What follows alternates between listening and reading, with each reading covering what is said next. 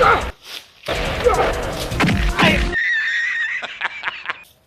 तँलाई जिन्दगीमा के गर्न मन पर्छ? रेस्लिङ खेल्नु मन पर्छ रेस्लिङ रेस्लिङ खेल्छु अरे यस्तोले रेस्लिङ सक्छस् तैँले कि सिक्ने हो?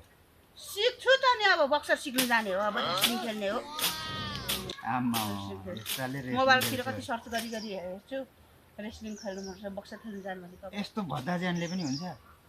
किन हुँदैन रेस्लिङमा एक ज्यान भएको देख्दैन मान्छे सक्छस् अनि किन सकिँदैन अनि ल आइज तँ र म खेलौँ न त ल खेल्छस्? ल ल ल आइज आइज पक्का हो नि होइन? आइज पक्का हो पक्का त हो नि खेल्नु आएपछि पक्का त हुँदैन त पिपल पात्दै आँखा राते खेल्छस् भने आइज राते या या या नरुई फेरि ल तँ रुन्छस् कि म रुन्छु हेर न अहिले हान्दाखेरि नरुनु नि फेरि ल ल ल रुएछस् भने को रुँदो रहेछ हेरौँ न पक्का हो नि? पक्का पक्का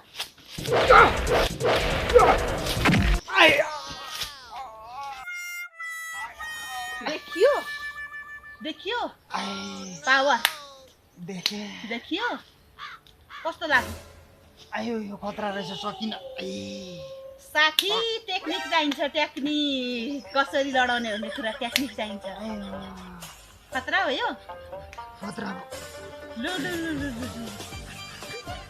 मसँग धम्की दिने रेस्लिङको आइज राते आँखा राते भन्ने होइन दिदिन अब दिदिन आँखा राते दिदिन